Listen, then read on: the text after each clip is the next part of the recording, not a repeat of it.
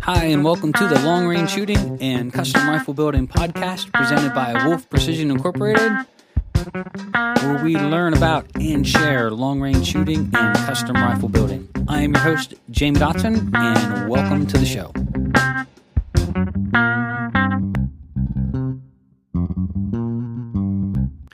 Hi, and welcome to episode 236 of Wolf Precision's Long Range Shooting and Custom Rifle Building podcast. I'm your host, Jamie Dotson, and welcome back to the show. In this episode, we're going to be talking about the greatest experience you never had. And this is a message to new shooters that might be interested in the art of long range shooting. So without further ado, here we go. Before we get started, I want to say a quick thank you to a couple of our sponsors. The first one is Krieger Barrels. Krieger makes pretty much handcrafted cut rifled barrels. They are a family-owned and operated business. They are out of the great state of Wisconsin. They have trained most of their competitors that actually maybe have positioned themselves in the market in some different types of competitions as leaders, but their art and craft was learned by the masters of Kriegers. Think of John Krieger and Rebecca Krieger, who's now running the organization. Think of all the experiences and their ability to make super high quality, all the things that they've learned, the tools of the trade, the tribal knowledge, and the fact that they have had people leave their organization and go and take that knowledge elsewhere and almost compete against them, but it doesn't mean they know every trick of the trade, I would say. So if you want the best and you want to have a fine cut rifled barrel, you can stop over to Krieger. They have a new program called Krieger Direct. We can order your barrel and have it in as little as 2 to 3 business days. So they have tried to do this in-stock program where they do overruns and try to put some barrels in inventory for sale, and they do that for the customers. So if you would like to stop over and see all that they have and you keep an eye on the website, sometimes you can pick up a barrel pretty quickly and get your custom rifle started. So Krieger has always had my vote for being one of the best American-made barrels and maybe even one of the best barrels in the world. So stop over to KriegerBarrels.com. That's KriegerBarrels.com today.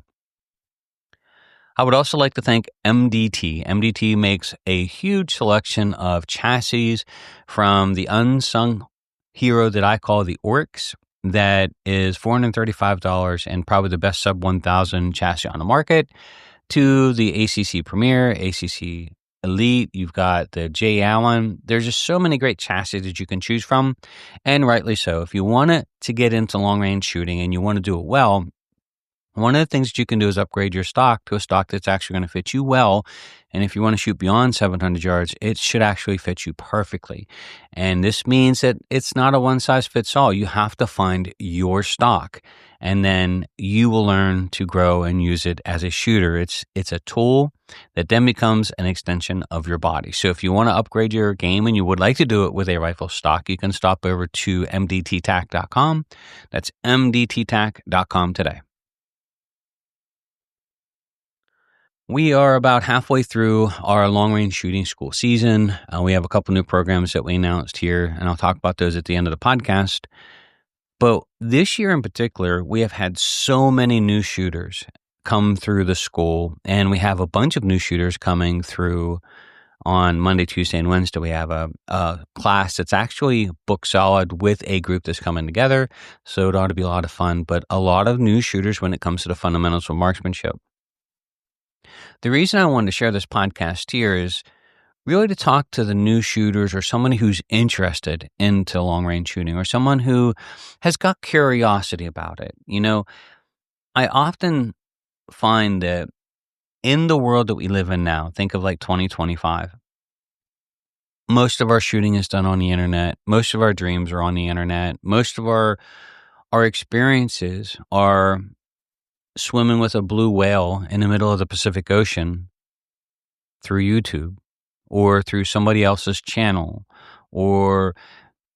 and there are some things that just the experience of it, the real human experience of it, the ability to hit something at long range, and the self-satisfaction or the bump in your spring in your step, the pride, the win in the column of, hey, I can do something pretty incredible. There's just no replacing it. And I find that as we move forward through the years, that we are moving further and further away, and more shooters not only are removed from having that experience with a family member or friend or coworker, but we've also removed the conversation. There may be that underlying curiosity. You just caught something, you've seen something, you're like, wow, that actually, that looks really cool. You stop into a gun store, right? But you've never taken that step to actually go and pull the trigger and do it. I would recommend in a class, of course, but I have watched thousands of people's eyes light up as big as saucers when they hit a round for the first time on steel at 200 or 300 yards. They get a grin from ear to ear. You cannot erase it from their face. The confidence that gives them, like, it just changes them as a person, right? Shooting does that. Learning the art of long-range shooting. It's a combination of skill. It's a combination of fundamentals. It's mathematical. It's environmental. And, of course, it's a little lucky. But I think for the new shooter that might be listening, or for someone that might find this podcast, it's the greatest experience you'll never have. And I find that really to be, in some ways, sad, right? That there's all these people out there that they're so removed from having any camaraderie, which is another part of long-range shooting. They're so removed from anything that makes them feel successful, anything that makes them feel like they've won, anything that makes them feel like they can do it, right? That confidence. Shooting does that. A lot of times the new shooter doesn't have not just the resources to go and do all of this on their own without knowing where to go or somebody to guide them, but they also don't have the connections. They don't know who to ask. And so the first thing they do, which is I find to be a great way to do it, is they go on the internet or they go to YouTube, and they're like keyboard surfers, right? They never miss anything. They're experts in everything. You know, for me, forums and stuff, they hold value, and there's some things you can find in there that are definitely worthwhile, for sure. But there's just so much stuff to weed through. And I can't imagine a new shooter not being on there for 3 hours asking a simple question, right? Logging in, getting a password, joining a forum, and they asked the same question that a new shooter asked. And then the first thing they do is they get roasted. The second thing they do is they follow up and ask the question more, and then they get hammered again. And then, well, don't you know that there's 35 threads on this? And then don't you know, damn those new shooters coming in here and asking dumb questions all the time. And I find that the people that are responding that way, you should pretty much retarded anyway. There are a lot of expert shooters out of there that will hang their hat on what they'll tell you they can do or what they've done in the past.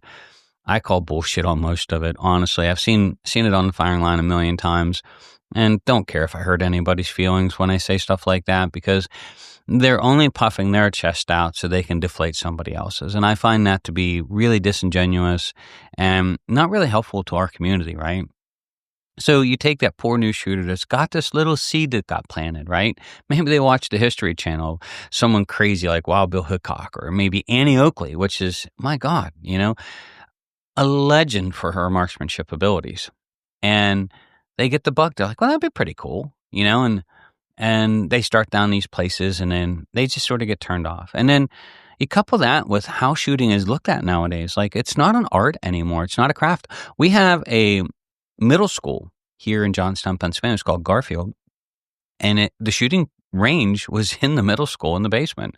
And I think they had something like 30 or 40 CMP rifles. They had a shooting team. It was a big deal, in the I don't know. I think it started in the 50s, 60s, and 70s. I can't tell you how old the building is. The range is still there in the building. The school obviously has moved. The city has really shrunk over the years. But think about it. There was an actual indoor shooting range, rifle and pistol, in the middle school. Isn't that cool? But now, if you're a professional, you would be horrified to even think about getting into long range shooting, because obviously it really is frowned upon. There's a lot of people that don't understand firearms, and they think that everybody that holds a firearm is, either crazy or a redneck or a terrorist or it's just, there's so many stigmatisms that get put on us now, or put on new shooters thinking of it, that there's turnoff number 2. And so we've lost this ability to not just grow the sport, but we've really made it hard for them to crack the door, because now there's risk involved. There's risk for their job, for their friends, for their family. What do you mean you're getting into? Is that a sniper rifle? Is that a sniper rifle? That's what they're going to ask you when you break out a tactical rifle. All proud to show them, right? You're going to scare the crap out of them. And so is it socially acceptable anymore? And not in very many circles. I mean, sure, in our circle, but is there other social circles that you would almost have to be quiet about it? I would imagine. Is there chances of harming your career? 30 years ago, I would say no way. Think of Theodore Roosevelt. The guy was a hunting maniac, right? He was awesome. If somebody in his cabinet was into long range shooting, they would probably get promoted if he taught the president something cool, right? He'd be like, what do you mean you can shoot that? How far? And so he takes him out to the range, and the guy demonstrates and teaches him something new. Well, that's now his buddy. He's in line for promotion, not to be fired.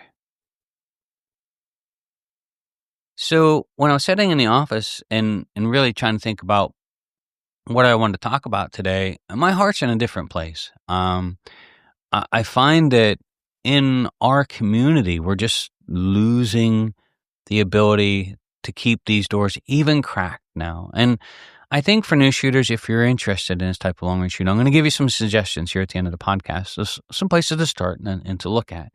But for me, I feel that we're not only not allowing them to crack the door, we're putting door stops on that they can't open the door. We're putting deadbolts on that say, I shouldn't unlock that door. I shouldn't open it, because of all these consequences. And from the heart, the shooting steel at distance, long range varmint hunting, I will tell you that it has changed my life. And the students that have come through that have never experienced this before, like we have students coming through on Monday, you watch them for the first time, I get a high off of it. They hit that steel at 200 or 300 yards. And a lot of times I'll ask the class on the first day, like, what's your shooting experience? Where's everybody at? And the average shooter coming through the school is probably 150 to 200 yards for average. Most have never shot beyond 300 to 400 yards. So when a lot of them have never hit steel, at 200 yards, let alone shot a rifle at 100, right? When they crack that round off and it hits that steel at 200 yards for the very first time, and that steel swings and rings, you watch their eyes just light up. You cannot peel that smile off their face. Their heart just went through. They're like, oh my God, that is awesome. That's the experience, right? And then by day 2, they're shooting to 1,000 yards. Like they've never done this before, right? They certainly have never shot 200 yards. Now we're at 1,000, and they're shooting basketball-sized targets. In some cases, baseball-sized targets. And we have different pieces of steel, and we have different targets that we shoot, and including some pretty small stuff. And I remember one customer last year hit that baseball like 3 times at 1,010 yards. That will live with him forever. How about that feel of accomplishment? How about that picking you up off the dirt a little bit and saying, hey, I can do something. Like, I can do something most people can't. I'm actually might be pretty good at this, right? I mean, think about that. He was so ecstatic that it was the conversation still to this day. I mean, it's incredible. Like, we'll call and talk, and he'll be like, "Yeah, I hit that sucker 3 times." That is so cool, right? It changed his life, and it gave him something that is part mystique, part mystery, part luck, part math, part fundamentals, part, you own it and did it, right? But this is something that changes, I think, it changes you. It makes you stronger. It makes you believe in yourself. There's so much, like, we've had a lot of girls come through and women. And, like, I would say not, oh, I don't care anymore. I'll just say it like it is. I think a lot of women, maybe you're a little afraid. Sometimes they don't want to outdo their better half, which that does happen. They're trying to save their husband a little bit of pain and suffering. My wife would not have any of that. She would certainly whip my ass if she could. But, they think like that they don't belong in that sport, like, well, like, I'll give you a great example. We had a customer come through not too long ago. He's actually, his wife had come through, and they're coming back. They'll be here tomorrow actually for a private, almost like a private event that they're doing. And they've done this almost every year now, but she is coming. But I remember when she first came, and I think it was when Gene was picking up his rifle. And Gene had never shot long range. He's totally addicted, right? And now he's finding all these people that he works with that are into long range shooting, right?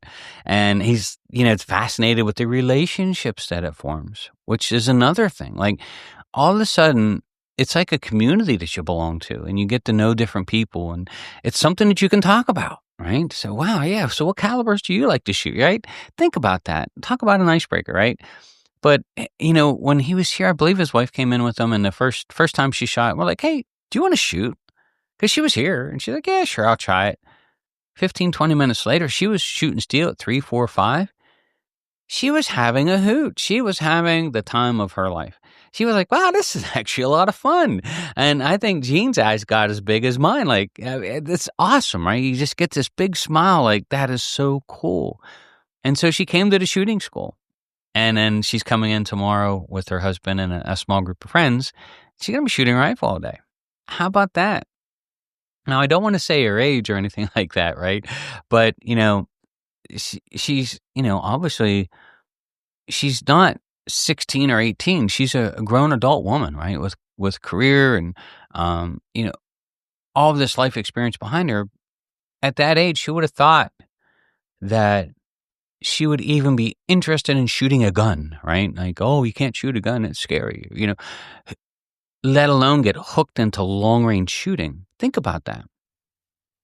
And the joy that she gets out of it. She had fun. She had fun.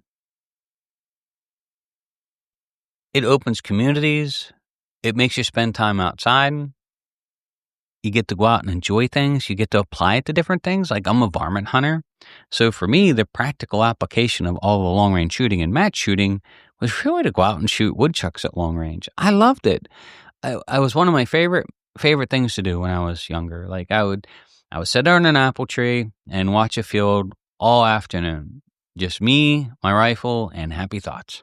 And of course, waiting for a woodchuck to poke its head out and get all excited like it's a monster, like record mule deer or something like that, right? It's a woodchuck.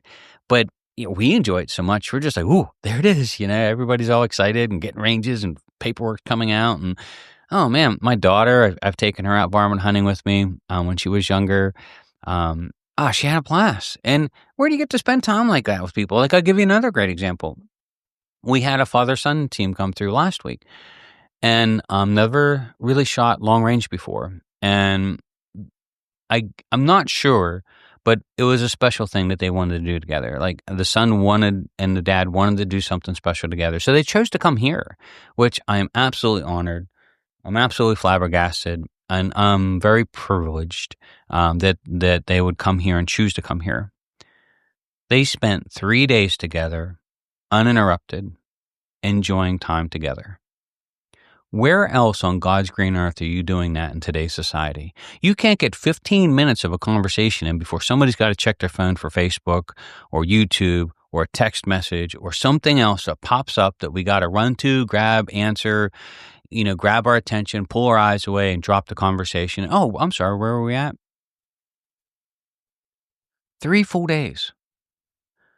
Now, I believe the dad, I don't want to throw out too many ages because it could be awful. By the way, he was still a martial arts instructor. He was in his late 70s. Late 70s, shot prone for 3 days. I was so impressed. And the son shot incredibly well. But think about that experience. When is the last time? Let me just ask all the dads out there. And when's the last time you spent 3 days uninterrupted with your kid? 3 days. When they were 9? So when you get into shooting, it might not even be about the sport itself, although you enjoy it. A lot of it's camaraderie. It's going and spending 4 hours, because you can't text while you're shooting. At least you shouldn't be, right? You get to experience wins and misses, and you get to pick on each other, and you get to hit targets at distance, and, that one's just, the whole ride home. Did you see that shot? Did you see that 1 inch off the left side? I mean, think about that, right? Show me something else in this world that we can do where that happens. So in this podcast here, I'm really just trying to say that I think the saddest part for me with long range shooting is I think for most people, it's the greatest thing they'll never get to do. The greatest thing they'll never get to experience. Something that could change their lives, fill a little bit of a void with something that you can be good at and have fun with and make friends with and have a camaraderie, a community that you can relate to. By the way, most are professionals. The way the media and everything would play us now is that we're just a bunch of rednecks and hillbillies, running around with a Bible in one hand and a rifle in the other. Couldn't be further from the truth. Most of the people that I shoot with and most people that I know, and they might be very religious for sure. Some of them believe in God. Some of them have moral values. I don't really have any problem with that at all. But most are professionals. Most have real jobs, real careers. Some can't actually say much about the shooting part of it. Some can't even take pictures of what they do in fear of retribution, but they do it anyway, right? But I find that most people that enjoy this stuff are actually professionals. Think of the president's son. I've not met Donnie Trump. I know one of our customers, a really great customer of ours, who was an executive in a big firm in New York, has shot with him, and I know that Mr. Donnie Trump has shot one of our rifles actually because my customer had it there, and he said, "Hey, he shot your rifle. He loved it." And he was talking about all the Secret Service that was there and blah, blah, blah. And I'm like, "Oh, come on. You didn't take no picture with him with my rifle? Come on." Like you're giving him a hard time. But they're still there, right? And I'll guarantee it. If he loves to shoot, that breaks all the barriers when you have that conversation. Like, so you like to shoot? Oh, yeah. It removes race. It removes what you do for a living, how much you're worth, what job you have, what's your job title. If you like to shoot, you're a shooter. And if somebody else likes to shoot, they're a shooter. You put those two together and they'll talk all day, honest to God. In some ways, it's actually a bad thing. We'll have customers stop in here and I don't mind. I try to take the time to talk to everybody when they pop in. But, they stop in to pick up one thing they wanted to grab real quick, and I always know what's going to happen. We're at least going to talk for half an hour, an hour. It happens all the time. And it's just part of the gig. I love it. I'll sit and talk with them when I can, even though I've got so much to do. Sometimes it pushes me back in the evening of getting my own stuff done at work and trying to accomplish some things that we're trying to get done here. But I'll still take time to talk, and have fun with them. It's why I do what I do. So if you're listening to this podcast and you've not shot long range before, if you've not done anything like this before, really try to get out there and find somebody that, no, not crazy, but, find somebody that sort of ask around work. If you go to the local range and look up some local matches and just show up and, hey, do you care if I walk around and ask some questions? I'm sort of interested. You will be stunned at how many people will be like, oh, you've never shot long range before and you're interested? You will probably have to push people away because you're going to have people say, hey, well, come on over. Let me show you what we do. And here, check out my rifle. Here, would you like to shoot it? And I find that most shooters are that way. Honest to goodness. Like, I love it. Like, I was with one of our range instructors, right? One of our RSOs. And he had picked up a new firearm. And what do you think he did with that new firearm? I've never shot it before. Completely suppressed. Super cool. He's like, you want me to get it to my car? I'm like, yeah, go get it and bring it out. And so I was trying to, we were running a 9mm and it was shooting it out to like 200 yards. Super, super fun. But I mean, that's the shooting world. So I'm going to try to just motivate you to look around your area, maybe stop in a local gun store and start asking, hey, where's some ranges? Do you guys have like any events that I can come to? Go to a gun show. Oh my gosh. If I love music, I play guitar, I've sang, I've written, it's still part of my life, although it's not as big a part as I would like it to be. But for me, going to, like, I didn't realize there's guitar shows. I seen somebody posted up something. I was like, I would go to that. I'd be like a kid in a candy store, right? I'd probably leave with a guitar and a little less money in my pocket. I am absolutely certain. But go to a gun show. Go to a gun show. Start talking to people. Now you get all kinds of people at shows. Everything from the carnies on up, right? I mean, you get crazy. You get the flea market mentality at some of the shows. I mean, that stuff happens. But go look around. It's like awesome. Walk around, check everything out, start asking questions. But if I can give you one piece of advice, don't stop looking until you get the chance to go to the range with somebody that's safe, that's kind, that has your best interest in mind. In other words, don't go with crazy and shoot around at 200 yards on a piece of steel. Just do it once. Have it all set up. Don't shoot groups. Don't shoot paper at 100. None of that. Shooting paper is sort of like just like eating cereal without milk. I mean, it's hard to chew and hard to swallow. The shooting groups is not something for new shooters to get really too wrapped up in right away and some people, they really get hung up on their marksmanship ability and their ability to shoot. We'll talk about that in another podcast. But just get on a rifle at 200, 300, 400 yards and start shooting steel. And when that steel rings, if your heart flutters and you're like, your eyes light up, your eyelids open a little bit wider, and you get to smile, and your brain's racing, like, then this is for you. But at least give yourself the chance to go out and try it. That way you get to choose. You'll be like, yeah, that's not my cup of tea. I will bet my bottom dollar that 99.9% of the people that have curiosity about this, as long as the rifle they're shooting doesn't kick the daylights out, I'm like, don't go shoot a big Magnum or something for your first rifle. I will bet you're hooked. The first time that steel rings, you're hooked. You're going to be researching your rifle. You're going to be trying to find someone to shoot with. You're going to be going to the gun range, and you're going to be having some fun. And it could possibly change your life.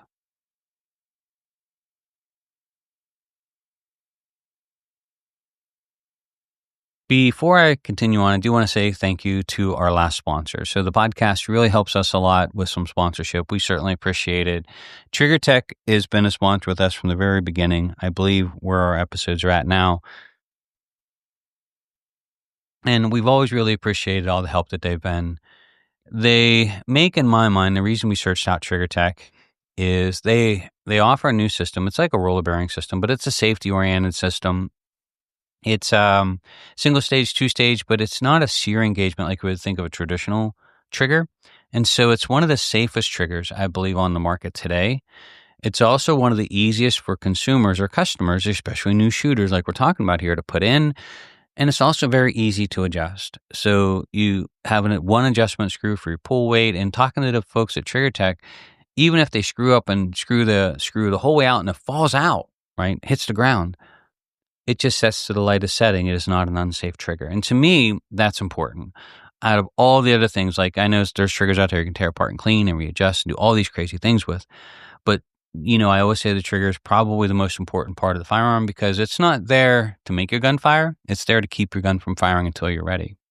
And that's important. So if you want to upgrade your rifle and you like to look at all the high quality selections that Trigger Tech offers, including the new Diamond, and I believe it's a little less expensive.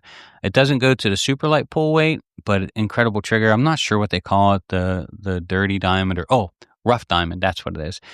We have one coming here to put in one of my personal rifles to try it out. It just keeps the pull weight up a little bit higher, but still has a super clean, crisp pull.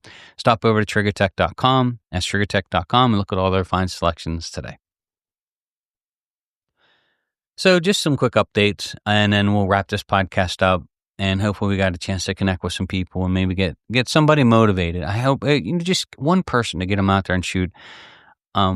I just find it so fascinating as new shooters come through the school, how they get hooked into this and how it just brings them happiness. It changes their lives. It changes their people they hang out with. It gives them something fun to do. And it's outside in most cases. You're going outdoors. You're getting a chance to go out and see this thing called sunshine and fresh air and make some noise and have some fun with some rifles.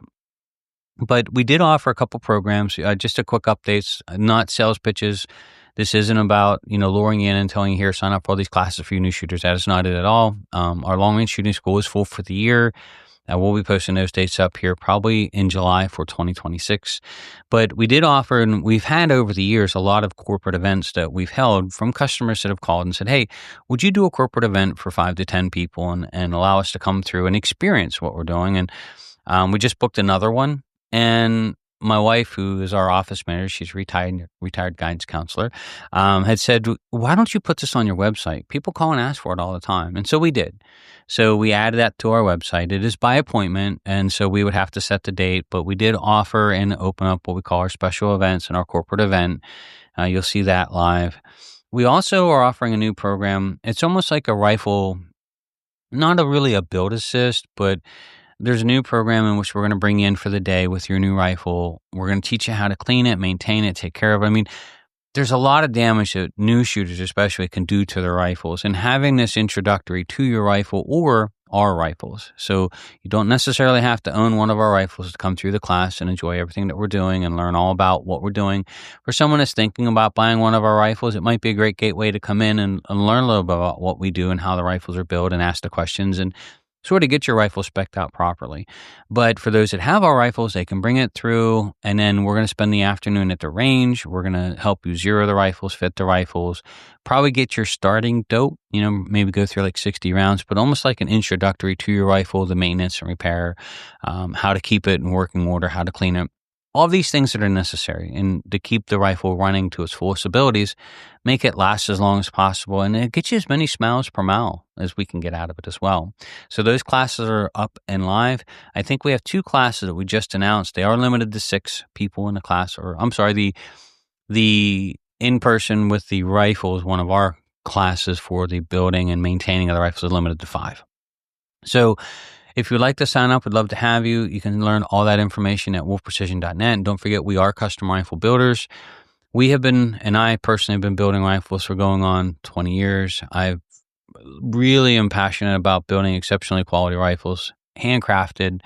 We have 2 patents on how we build because we're always in that pursuit of trying to build the perfect rifle and trying to get the most accuracy out of every component. And there are and always have been some weak links on how rifles are built or were built, leading us down to actually developing and reimagining how a rifle can be built and should be built, and which is what we call our ACE system, which has awarded us 2 patents on our rifles. So, not only do we have a legacy of 20 years of building exceptionally high quality rifles, we actually have some of the biggest innovations in the industry as well. And we do build both hunting rifles as well as tactical rifles, and we build law enforcement and sniper rifles as well. So if we can help with any of that, please feel free to reach out to us. We are here at contact@wolfprecision.net.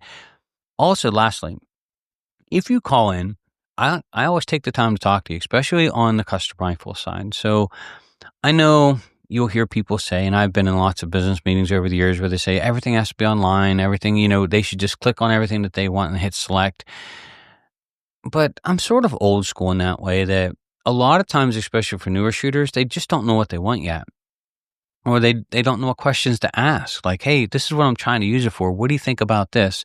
And so I actually take the time with every custom rifle build that I can actually call and talk to the customer personally, or I'll make arrangements to set and talk with them for 15, 20 minutes to go over their spec sheet, to talk with them about what they're trying to do, give them a lot of different choices, and not really tell them what to build, but to guide them through the different choices that they have and maybe some of the pros and cons of these decisions. But I've always found that in the end, it always makes for a better experience for the customer, and it also leads for a better choice. They wind up with the rifle that they're happy with. I know that we should have something readily available where you can just click on all these options and hit send, and then your rifle will be in process. But I always find that those lead into sometimes calling and changing because they are asking the questions while the rifle is being built, and then they change their mind because they heard something about a caliber option that they didn't know was available, or that might be a better choice for them at that point. So this really gets in front of all of that and helps them make all of the correct decisions before we start to build or before we start to process. And they are still custom rifles, and the lead time on our rifles can run from 12 weeks to as much as 6 to 7 months because of some of the custom components. And of course, they are all hand fitted and handcrafted as well. So I want to thank everybody for taking the time to join us. If you enjoyed this podcast, please share it, especially for new shooters that might be listening that has just got that bit of curiosity. Share it. We really appreciate it. I mean, it helps us with our standings and our ratings as far as the channel goes.